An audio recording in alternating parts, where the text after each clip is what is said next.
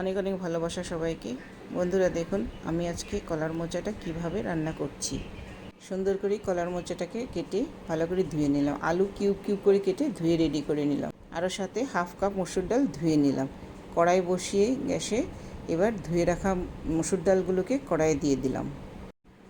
মসুর ডালের সাথে আমি দিয়ে দেব কেটে ধুয়ে রাখা কলার মোচাটা।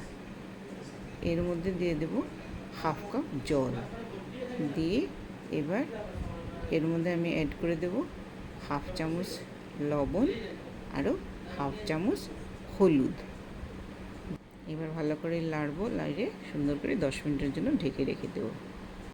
একবার দুবার মাঝে মাঝে লেড়ে ঢেকে রেখে দিয়েছি। এবার দেখেন কি সুন্দর বয়েল হয়ে গেছে। এবার আরেকটা কড়াই বসিয়ে 4 চামচ মতন তেল দিয়ে, তেলটা যখন গরম হয়ে এসছে আমি আলুগুলি দিয়ে দিলাম।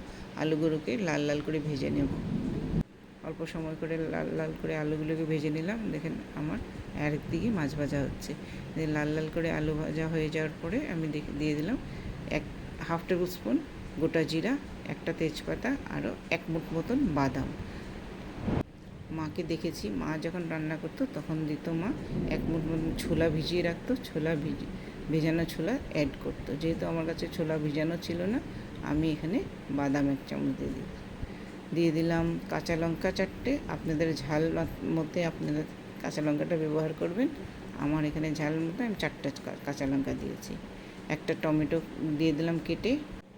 এবার একটু নাড়াচাড়া করে এবার দিয়ে দেবো আমি সিদ্ধ করে রাখা কলার মোচাটা দিয়ে দিলাম। এবার সুন্দর করে লাড়ব, একটু সময় সুন্দর করে লাড়ব। যেহেতু আমি সিদ্ধ করার সময় এর মধ্যে লবণ দিয়েছিলাম, তাই আমি এখানে লবণ আর অ্যাড করলাম না। দিলাম হাফ টেবিল স্পুন জিরার গুঁড়া। এবার আবার লাড়ব, লাড়ে একটু সময় ঢেকে রেখে দেব।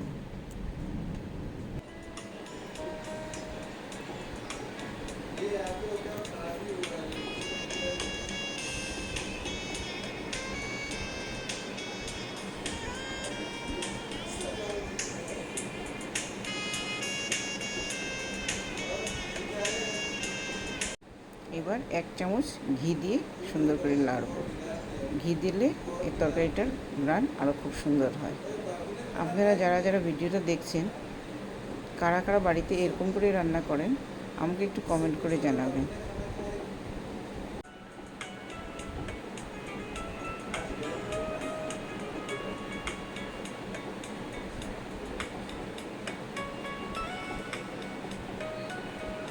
হাফ টেবিল স্পুন গরম মশলা দিয়ে এবার সুন্দর করে লাড়বো। এই হলো আজকে আমার কলার মোচার রেসিপি, আপনাদের সাথে শেয়ার করলাম। আপনারা বাড়িতে ট্রাই করে দেখবেন।